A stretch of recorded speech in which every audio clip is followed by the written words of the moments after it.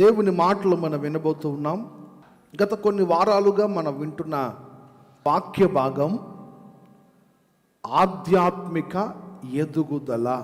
ఆధ్యాత్మికంగా ఒక వ్యక్తి ఎదగాలనుకున్నప్పుడు ఎంతగా తను దేవుని సన్నిధిలో ఏ విషయాలలో జాగ్రత్త పడాలో ఇట్లా కొన్ని విషయాలన్నీ గత కొన్ని వారాలుగా మనం వింటూ వస్తున్నాం.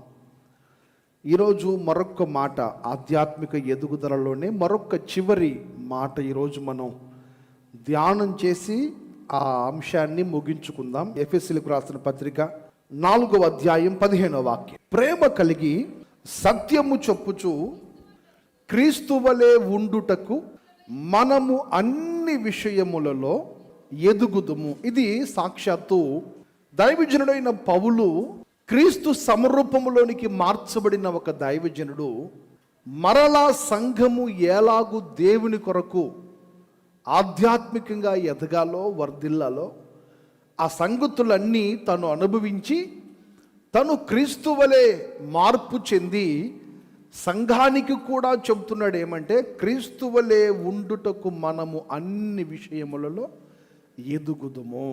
ఇదే మాట తనను గురించి తను చాలా ధైర్యంగా చెప్పాడు పౌలు గారు.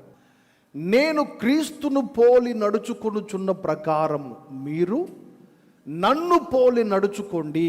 ఈ మాట ఇంత ధైర్యంగా ఏ భక్తుడు చెప్పలేకపోయాడు. క్రీస్తులాగా ఎదుగుతున్న వాళ్ళు చాలా తక్కువ ఆధ్యాత్మిక సంఘములో, దేవుని ప్రజల జీవితాలలో. నేను ఆ విధంగా నడిచాను, మీరు కూడా నడిచి చూడుండరా, మీకు అది క్షేమాన్ని కలుగు చేస్తుంది అని చాలా చక్కటి విషయాలు తను వ్రాసిన అనేక సంగతులు పత్రికల్లో మనం చూస్తాం. గత వారం నేను మీకు చెప్పాను, ఆధ్యాత్మిక ఎదుగుదల ఒక వ్యక్తి జీవితంలో ఉంది అని చెప్పడానికి నిదర్శనం ఏంటంటే, తను ఆరంభించినది ఏదైనా అంతము వరకు దానిని కొనసాగించగలుగుతాడు. అది మనం గుర్తుపెట్టుకోవాలి. ఈరోజు వింటున్న మరొక మాట ఏమిటంటే, ఆధ్యాత్మిక ఎదుగుదల కొరకు మనం తీసుకోవాల్సిన మరొక జాగ్రత్త, ఒకదాని కొరకు మరొక దానిని బలి చేయకూడదు. చాలామంది ఆధ్యాత్మిక జీవితాలలో ఏదైనా ఒకదాని మీద మనసు నుంచి మరొక దానిని పూర్తిగా నిర్లక్ష్యం చేయడం సంఘంలో అలవాటు. మీకు కొన్ని ఉదాహరణలు చెప్తాను. కొంతమంది పరిశుద్ధ గ్రంథం బైబిల్ బాగా చదువుతారు, ఆత్మ సంబంధమైన సంగతులు ఎన్నో నేర్చుకోవాలి అని, ఈ జ్ఞానాన్ని నేర్చుకోవాలి అని ఎంతగానో చదివి ఎంతగానో నేర్చుకొని ఎంతో అభివృద్ధి చెందాలి అని ఆరాటపడుతుంటారు.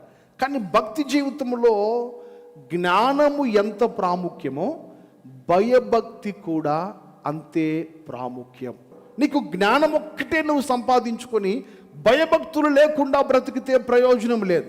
భయభక్తులతో బ్రతుకుతూ ఉంటే జ్ఞానం నీకు అనుగ్రహించబడుతుంది. ఒక చిన్న వ్యత్యాసాన్ని మీకు నేను చెప్తాను. ఒకసారి మీరు ప్రసంగి గ్రంథానికి రండి. భక్తుడు సొలొమోను చెప్తున్న మాట, ప్రసంగి గ్రంథం 12వ అధ్యాయం 12వ వాక్యం.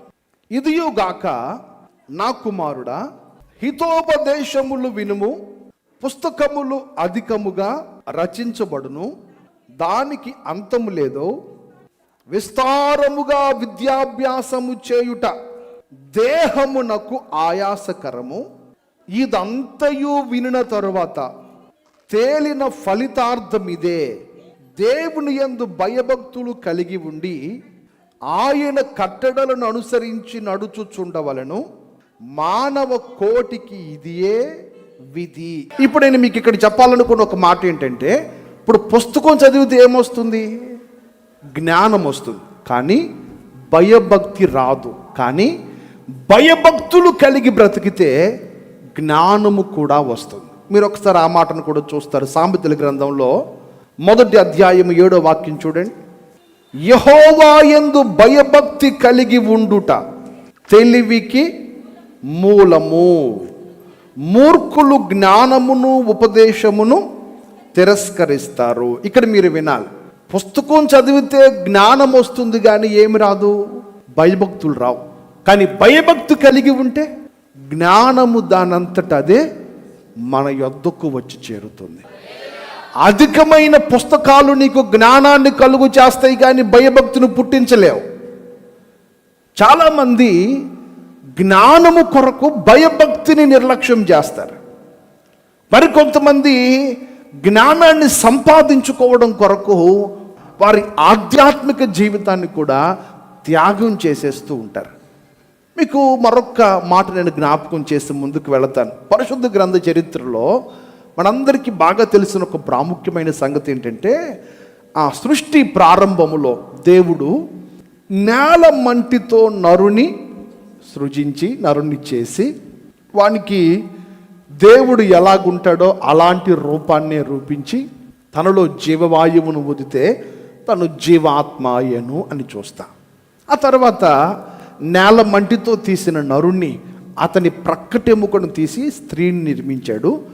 పురుషుడు స్త్రీ ఆదాము హవ్వ ఇద్దరు తోటలో ఉన్నారు.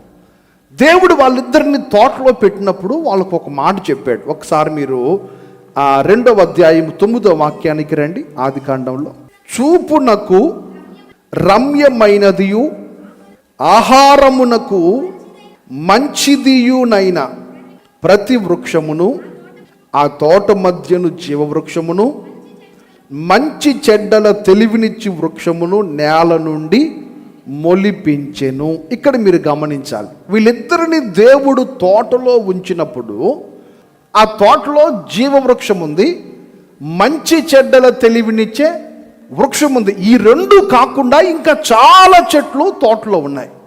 కాకపోతే దేవుడు చెప్పిన మాట ఏంటంటే, ఈ మంచి చెడ్డలు తెలివినిచ్చే వృక్ష ఫలము ఒక్కటే నువ్వు తినొద్దు, మిగతా చెట్ల ఫలములన్నీ నిరభ్యంతరంగా తిని అన్నాడు దేవుడు.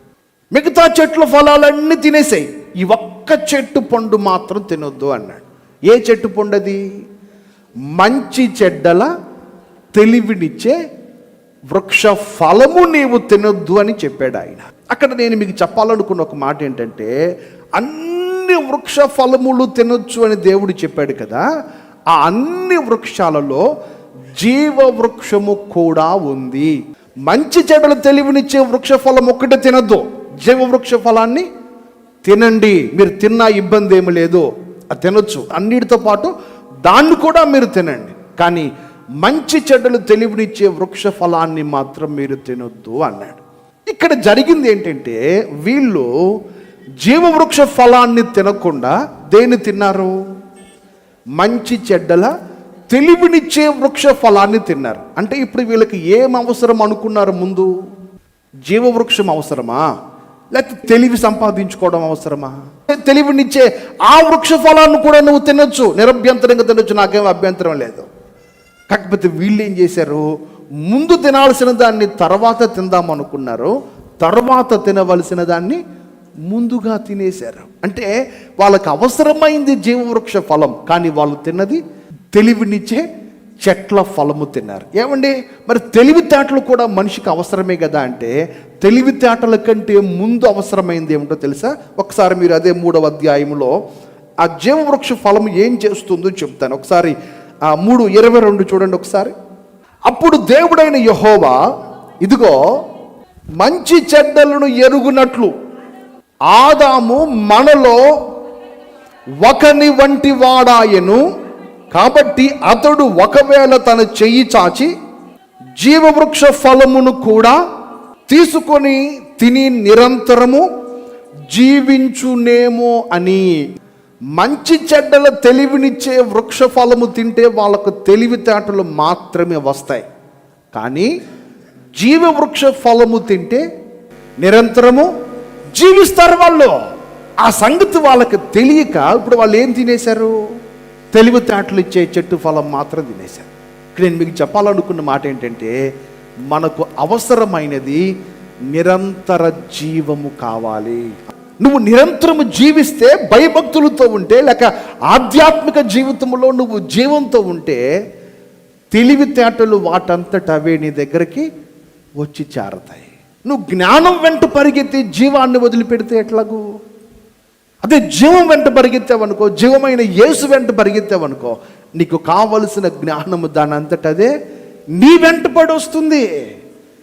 ఈ చిన్న లాజిక్, ఈ చిన్న విషయాన్ని దేవుని సంఘం మర్చిపోయి ఎంతసేపటికి జ్ఞానాన్ని సంపాదించుకోవడానికే మనం ప్రయాసపడుతున్నాం.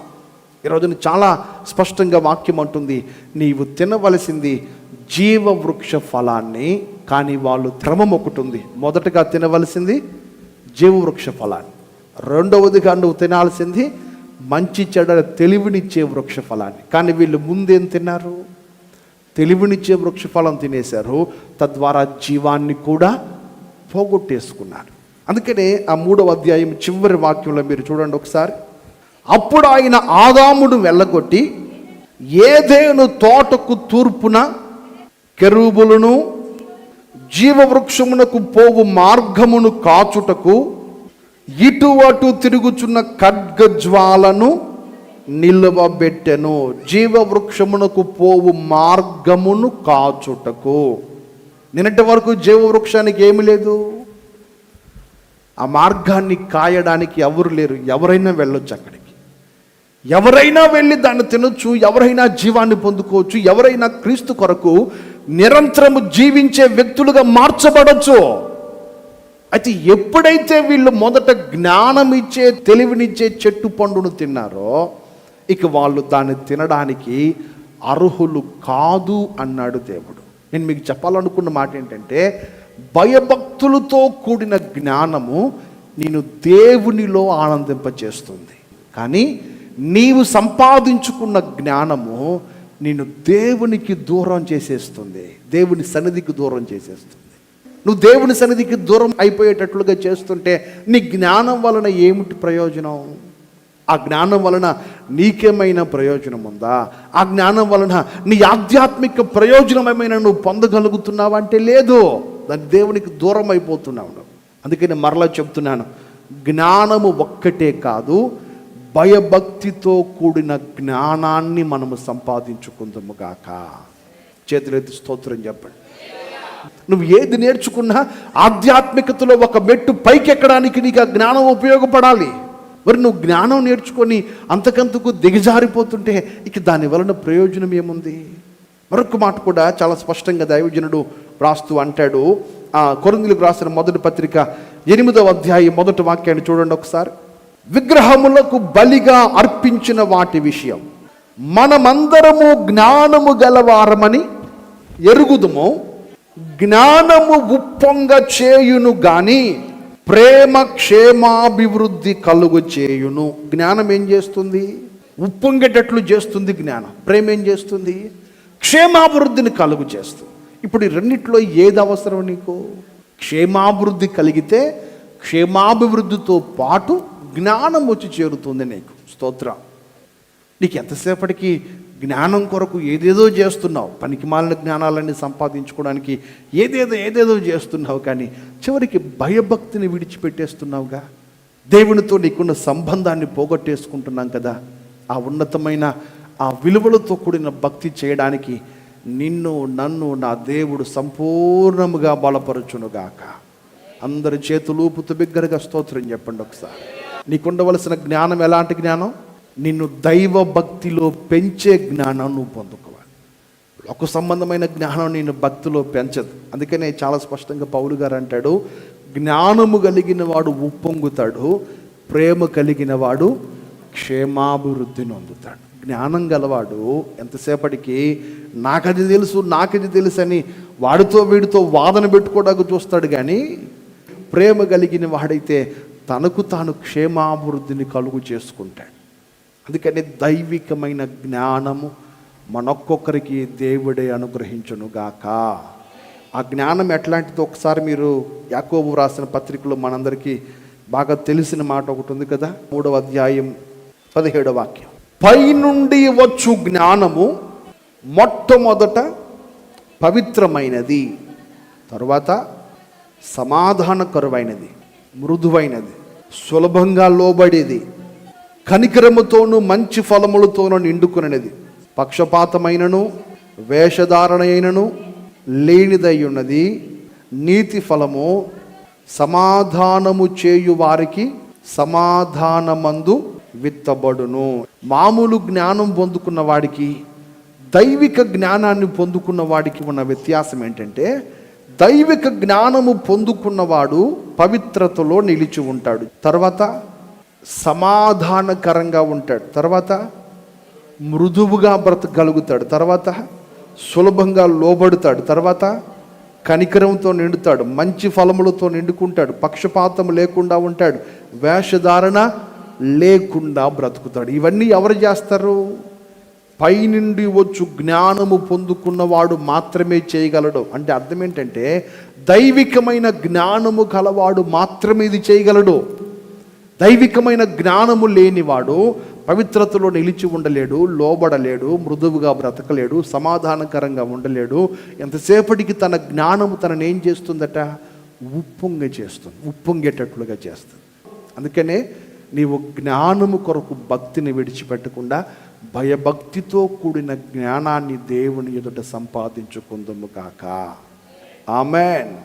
రెండవదిగా ఇప్పుడు నేను చెప్పబోతున్న ఈ విషయం సంఘపరమైన ఎదుగుదల. ఇప్పటి వరకు మనం విన్నది మన వ్యక్తిగతమైన ఎదుగుదలలో మనం ఎట్లా ఎదగాలని నేర్చుకున్నాం. ఇప్పుడు సంఘపరమైన ఎదుగుదల అంటే, సంఘము ఎదుగుదల అనగానే మనకు గుర్తొచ్చేది ఏంటంటే, దేవుండి మా మందిరానికి జనాలు వస్తున్నారండి, మా మందిరానికి ప్రజలు వచ్చి చేరుతున్నారండి అంటే సంఘం ఎదుగుతుంది అని మనం కోరుకుంటాం, మనం ఆశపడతాం, మనం అట్లాగే ప్రభువును స్తుతిస్తాం. కానీ అపోస్తుల కార్యంలో దీని గురించి వ్రాయబడిన కొన్ని మాటలు ఒకసారి చూడండి.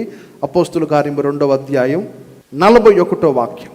కాబట్టి అతని వాక్యము అంగీకరించిన వారు బాప్తిస్మము పొందిరి. ఆ దినమందు ఇంచుమించు 3,000 మంది చేర్చబడ్డారు. ఇక్కడ దీనిలో ఆధ్యాత్మిక ఎదుగుదలలో ప్రాముఖ్యమైనది ఏమిటంటే 3,000 మంది సంఘంలో చేర్చబడ్డారు. సంఘం వర్ధిల్లుతుంది. ఇది బాహ్యంగా మనకు కనబడుతున్న ఎదుగుదల. కానీ సంఘములో దేవుడు కోరుకున్న ఎదుగుదల ఏమిటంటే అపోస్తుల బోధ యందు, సహవాసమందు, రొట్టె విరుచుట యందు, ప్రార్థన చేయుట యందు ఎడతెగక. సహవాసంలో అప్పుడప్పుడు తెగిపోయి, అప్పుడప్పుడు అతుక్కొని, అప్పుడప్పుడు తెంచేసుకొని, అప్పుడప్పుడు అతికిచ్చేసుకొని, నీకు అవసరమైనప్పుడు అతికిచ్చేసుకొని, నీకు అవసరం లేనప్పుడు తెంచేసుకొని. ఇది కాదు ఆధ్యాత్మికంగా ఎదుగుదల. సంఘం ఎదుగుతుంది అనడానికి గొప్ప నిదర్శనం ఏంటంటే ఎడతెగక. అంటే పరిస్థితులు ఏవైనా వారు బోధలోనే నిలిచి ఉన్నారు, సహవాసంలోనే నిలిచి ఉన్నారు. తర్వాత రొట్టె విరిచే ఆరాధనలో నిలిచి ఉన్నారు, దాన్ని పోగొట్టుకోలేదు. ప్రార్థనలో నిలిచి ఉన్నారు, దాన్ని పోగొట్టుకోలేదు. ఇప్పుడు సంఘము ఎదుగుదల అంటే ప్రజలు మాత్రం ఎదుగుతూ వారి ఆధ్యాత్మిక జీవితాలు సన్నగిల్లిపోతే ప్రయోజనం లేదు. 3,000 మంది చేర్చబడడం ప్రాముఖ్యం.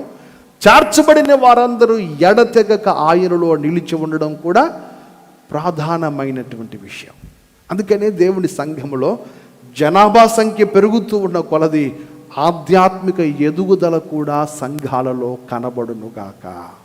అందరూ చేయెత్తి స్తోత్రం చెప్పండి. మరొక మాట మీరు చూడండి. అపోస్తుల కార్యములోనే 6వ అధ్యాయములో 1వ వాక్యం ఒకసారి చూద్దాం. దేవుని వాక్యము ప్రబలమై శిష్యుల సంఖ్య యెరూషలేములో బహుగా విస్తరించెను. ఎవరి సంఖ్య? శిష్యుల సంఖ్య. ఎవరి సంఖ్య ఎదిగిందట సంఘంలో? ఇప్పుడు ప్రభువు నీకు ఒక బాధ్యతను అప్పగించాడు. ప్రభు నిన్ను ఒక పని కొరకు నియమించుకున్నాడు దేవుని సంఘంలో. ఇప్పుడు నువ్వు మరొక వ్యక్తిని తయారు చేయాలి. పాట పాడేవాడు మరొక పాట పాడేవాడిని తయారు చేయాలి. దేవునికి స్తోత్రం. ప్రసంగం చేసేవాడు మరొక ప్రసంగికుని తయారు చేయాలి. పరిచర్య చేసేవాడు మరొక పరిచారకుడిని తయారు చేయాలి. సంఘం ఆధ్యాత్మికంగా ఎదగడము అంటే ఏంటి? సంఖ్యాపరంగా వర్ధిల్లితే సరిపోతుందా? శిష్యుల సంఖ్య విస్తరించుచుండెను. మీరు 7వ వాక్యంలో చూస్తారు. దేవుని వాక్యము ప్రబలమై శిష్యుల సంఖ్య యెరూషలేములో బహుగా విస్తరించును, మరియు యాజకులలో అనేకులు విశ్వాసమునకు లోబడ్డారు. దానికి పైన జరిగింది ఏంటంటే శిష్యుల సంఖ్య విస్తరిస్తున్నప్పుడు అనుదిన పరిచర్యలో తమలోని విధవరాండ్రను చిన్నచూపు చూచారని హెబ్రీయుల మీద గ్రీకు భాష మాట్లాడు యూదులు సనగసాగిరి. అప్పుడు 12 అపోస్తులు తమ యొద్దకు శిష్యుల సమూహాన్ని పిలిచి, మేము దేవుని వాక్యం బోధించుటమని ఆహారం పంచిపెట్టుట యుక్తము కాదు కనుక ఆత్మతోనూ జ్ఞానముతోనూ నిండుకొని మంచి పేరు పొందిన 7 మనుషులను మీలో ఏర్పరచుకొనుడి. చేయాల్సిన పని ఏంటంటే, మరి బాబు మొత్తం మేమే చేస్తే కుదరదు, మీరు కూడా చేయండి కొంత అని శిష్యుల సంఖ్యను విస్తరింపచేశారట. అంటే అర్థం ఏంటంటే, ప్రతి వ్యక్తి మరొక వ్యక్తిని దేవుని కొరకు తయారు చేయాలి. స్తోత్రం చెప్పండి గట్టిగా. సేవకుడు సేవకుని తయారు చేయాలి. ప్రార్థనా పర్రాలు ప్రార్థన చేసేవారిని తయారు చేయాలి. పాట పాడేవాడు పాట పాడేవాడిని తయారు చేయాలి. సంఘంలో అందరం ఒక్కటే కాదు చేయవలసింది. ఎవరి బాధ్యతలు వారు సక్రమంగా నిర్వర్తిస్తూ, ఎవరి పని వారు చక్కగా చేసుకుంటూ, దేవుని పనిలో అనేకులను తయారు చేయగలిగిన కృప నా దేవుడు సమృద్ధిగా దయచేయునుగాక. చేతులెత్తి బిగ్గరగా స్తోత్రం చెప్పు. ఇప్పుడు నేను ప్రసంగం చేస్తున్నానండి, నేను మరొక వ్యక్తిని దేవుని వాక్యం బోధించగలిగిన వాడిని తయారు చేయాలి సంఘంలో. నేను ఒక్కడనే ఉంటే కుదరదు కదా.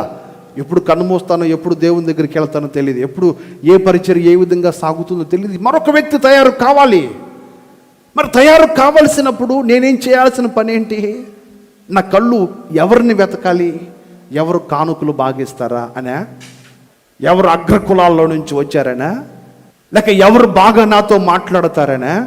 లేక ఎవరు నన్ను బాగా ప్రేమిస్తారనా? కాదు. అపోస్తులు చెప్పిన ఒక చక్కని మాట ఏంటంటే, ఆత్మతో నిండుకొనిన వాడు కావాలి. స్తోత్రం చెప్పు. జ్ఞానముతో నిండుకున్నవాడు కావాలి. అదే సమయంలో మంచి పేరు పొందుకోవాలి.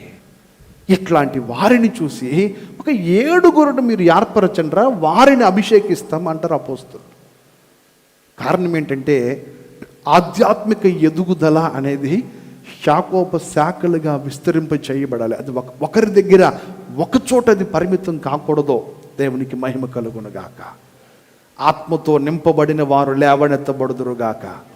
దైవిక జ్ఞానం పొందుకున్న వారు లేవనెత్తబడుదురుగాక. మంచి పేరు కలిగిన వారు లేవనెత్తబడుదురుగాక. ఈరోజున దేవుని సంఘంలో ఈరోజు నువ్వు ఏ బాధ్యత నెరవేరుస్తున్నావో దానిని నీ తర్వాత కొనసాగించడానికి, నీతో కలిసి కొనసాగించడానికి మరొక వ్యక్తులను మనము తయారు చేయాలి. ఇదే ఆధ్యాత్మిక ఎదుగుదలలో ఒక ప్రాముఖ్యమైన అంశం. అంతేగాని మనతో మన పని ఆగిపోకూడదు. ఆమేన్. మరొక విశ్వాస వీరుణ్ణి తయారు చేయాలి. మరొక పరిచారకుని తయారు చేయాలి. అనేక మంది శిష్యులను చేయండి. చేసిన తర్వాత ఏం చేయాలో ఒక మాట యేసు ప్రభు చెప్తాడు. ఆ మాటను కూడా చదవండి. మత్తయి సువార్త 28వ అధ్యాయం 19-20 వాక్యాలు చూడండి. మీరు వెళ్ళి సమస్త జనులను శిష్యులనుగా చేయండి. తండ్రి యొక్కయు కుమారుని యొక్కయు పరిశుద్ధాత్మ యొక్కయు నామములోనికి వారికి బాప్తిసమిచ్చుచు, నేను మీకు ఏ ఏ సంగతులు ఆజ్ఞాపించానో వాటన్నిటినీ గైకొనవలెనని వారికి బోధించండి. శిష్యులను తయారు చేయండి. తయారు చేసిన వారికి ఏం బోధించాలట? నేను మీకు ఏ ఏ సంగతులు ఆజ్ఞాపించానో వాటిని గైకొనవలెనని వారికి బోధించండి. దేవునికి స్తోత్రం. ఇప్పుడు నేను తయారు చేసిన శిష్యుడు కదా అని నీకు నచ్చిన బోధ నువ్వు చెప్పకూడదు. యేసయ్య నీకేమి బోధించాడో ఆ సంగతులే నీవు తయారు చేసిన శిష్యులకు కూడా నీవు చెప్పగలగాలి. నమ్మితే గట్టిగా స్తోత్రం చెప్పండి. చెప్పండి హల్లెలూయా. మీకు 2 విషయాలు చెప్పాను. ఏంటంటే, ఒకటి వ్యక్తిగతమైన మన ఎదుగుదలలో రెండిటిని మనం గుర్తుపెట్టుకోవాలి. ఒకటి, జ్ఞానము సంపాదించుకున్న వాళ్ళందరికీ భయభక్తి రాదు, కానీ భయభక్తి కలిగిన వాళ్ళందరికీ జ్ఞానం ఉంటుంది. రెండవదిగా, సంఘపరంగా 3000 మంది సంఘంలో చేర్చబడ్డారు. సంఖ్య విస్తరించింది. అదే సమయంలో ఆధ్యాత్మికంగా కూడా వారు విస్తరించారు. అంటే అపోస్తుల బోధలో విస్తరించారు, సహవాసంలో విస్తరించారు, రొట్టె విరుచుట్లో విస్తరించారు, ప్రార్థన చేయుటయందు విస్తరించారు. 5000 మంది వాక్యాన్ని విని ప్రభువుని నమ్మారు. నమ్మిన వాళ్ళందరూ ఎట్లా ఉన్నారట? ఏక హృదయముతోనూ ఏక ఆత్మతో దేవుని సంఘంలో నిలిచి ఉన్నారు. అంటే సంఖ్యాపరమైన విస్తరణ ఎంత ముఖ్యమో ఆధ్యాత్మిక లోతులలోనికి సంఘం వెళ్ళడం కూడా అంతే ప్రాముఖ్యం. అందుకనే ఎదిగిన వాళ్ళందరూ చేసిన పని ఏమిటంటే, అనేక మంది శిష్యులను తయారు చేశారు. ఈరోజు మీరు ప్రాముఖ్యంగా నేర్చుకోవాల్సిన ఒక పాఠం ఏంటంటే, ప్రతి ఒక్కరూ మరొక వ్యక్తిని క్రీస్తు కొరకు తయారు చేయుదువుగాక. నువ్వు నేర్చుకున్న విశ్వాసం అనేకులకు నేర్పించుదువుగాక. నువ్వు నేర్చుకున్న భక్తిని అనేకులకు నేర్పించుదువుగాక. నువ్వు నేర్చుకున్న పరిచర్య అనేకులకు నేర్పించుదువుగాక. అటు కృప పొందుకోవాలి సంఘంలో. అంతేగాని నువ్వు చతికిలు పడిపోయి అనేక మందిని చతికిలు పడిపోమంటే, నువ్వు నాశనం అయిపోయి అనేక మందిని నాశనం అయిపోమంటే, వాడి ప్రతి ఆత్మ నాశనానికి నీవే ఉత్తరవాదివి, నీవే బాధ్యురాలు అవుతావు. జాగ్రత్త. అందుకనే ఏ ఒక్కరికి కూడా యేసయ్యను గురించిన సంగతులు కాక అనవసరమైన సంగతులు బోధించే వారిగా మనము ఉండకుందుము గాక. చెప్పండి, మనం ఎవరి గురించి బోధించాలి? యేసయ్య అంటాడు, నేను మీకు ఏ సంగతులు చెప్పానో ఆ సంగతులే వారికి మీరు చెప్పండి. దేవుని పరిచర్య ఆగకూడదంటే మనం అనేకులను తయారు చేయాలి. దేవునికి స్తోత్రం. హల్లెలూయా. ఒకవేళ మనమున్నా లేకపోయినా దేవుని పని ఆగకూడదు. ఒకవేళ నువ్వు రాలేకపోయావు, నీ స్థానంలో నీ పిల్లలు నిలబడి దాన్ని కొనసాగించగలగాలి. అలాంటి స్థితికి రావాలి కదా ఆధ్యాత్మిక ఎదుగుదలలో. మనం ఎంతసేపటికి ఉన్న చోటే నిలబడిపోతే దాని వలన ప్రయోజనం లేదు. అట్టి ఉన్నత కృప నాకు మనందరికీ దేవుడు సమృద్ధిగా దయచేయునుగాక. అందరూ మోకరించని ప్రార్థన చేసుకుందాం. ప్రేమాపూర్ణుడైన మా తండ్రి, నీ పరిశుద్ధమైన ఘననామానికి వందనాలయ్యా. ఎంత గొప్ప దేవుడునైనా నేటి వరకు నన్ను మమ్మల్ని మీరు సజీవులుగా నిలిపి ఉంచి ఆరాధనలో ఇంతవరకు మాతో మాట్లాడారు. మా ఆధ్యాత్మిక ఎదుగుదలలో ఒకదాని కొరకు మరొకటి బలి చేయకూడదని హెచ్చరించారు నాయన. జ్ఞానము సంపాదించుకోవాలని భక్తి నిర్లక్ష్యం చేసి, నాయనా భక్తి కలిగి ఉంటే జ్ఞానం పొందుకుంటాం. జ్ఞానం భయభక్తులు పుట్టించలేదని, భయభక్తి కలిగి ఉంటే జ్ఞానము కూడా మేము పొందుకొనగలగని మమ్మల్ని తేటగా మీరు హెచ్చరించారు. మా ఆధ్యాత్మిక జీవితాలలో ఇంతవరకు ఈ మాటలు విన్న ప్రతి ఒక్కరి జీవితంలో కూడా నీపై ఆనుకొని భయభక్తితో కూడిన జ్ఞానాన్ని పొందుకోవడానికి మీరు కృప దయచేయమని ప్రార్థన చేస్తున్నాను. అలాగే సంఘపరమైన ఎదుగుదలలో కూడా సంఖ్యాపరమైన ఎదుగుదల ఎంత ముఖ్యమో, బోధలో, సహవాసంలో, రొట్టె విరుచుట్లో, ప్రార్థన చేయట్లో ఎదగడం అంతే ముఖ్యమని, అయా విశ్వాసం ఉంచడం ఎంత ప్రాముఖ్యమో, ఏక హృదయం ఏకాత్మ కలిగి బ్రతకడం అంతే ప్రాముఖ్యమని, అయా శిష్యుల సంఖ్య విస్తరించడం కూడా ప్రాముఖ్యమని, ప్రతి ఒక్కరూ మరొక వ్యక్తిని తయారు చేయగలిగేటట్లుగా సంఘంలో ఒక్కొక్కరిని మీరు ఆ విధంగా పురుకొల్పబోతున్నందుకు స్తోత్రాలు. నేనైనా మేమైనా అనేకులను నీ కొరకు తయారు చేయగలిగినటువంటి సామర్థ్యాన్ని ప్రతి బిడ్డకు మీరు ప్రసాదించమని ప్రార్థన చేస్తున్నాను. మా ఆధ్యాత్మిక ఎదుగుదలకు దోహదపడే ప్రతి అంశాన్ని జాగ్రత్తగా కాపాడుకుంటూ, ఆధ్యాత్మికంగా ఎదగనివ్వకుండా చేస్తున్న ప్రతి అంశానికి మేము దూరంగా ఉంటూ మా హృదయాలు నిన్ను సమీపించగలిగినట్లు కృప దయచేసి మహిమ పొందుకొనమని, ఈ కార్యక్రమాన్ని ఎంతమంది వీక్షించుచున్నారో వారందరినీ కూడా మెండైన దేవుని చేత నింపి తృప్తిపరిచి మీ గణనామానికి మహిమ తెచ్చుకొనమని యేసయ్య పరిశుద్ధ నామాన ప్రార్థించి వేడుకొనుచున్నాము తండ్రి. ఆమేన్. మన ప్రభువైన యేసుక్రీస్తు కృప, తండ్రి అయిన దేవుని ప్రేమ, పరిశుద్ధాత్మ దేవుని సహవాసము తీర్మానంతో ప్రార్థించిన వారికి సకల పరిశుద్ధులకును ఈ కార్యక్రమాన్ని వీక్షించున్న వారందరికీ ఆయన సన్నిధి కాంతి సదాకాలము తోడై నడిపించునుగాక. ఆమేన్. అందరికీ వందనాలు.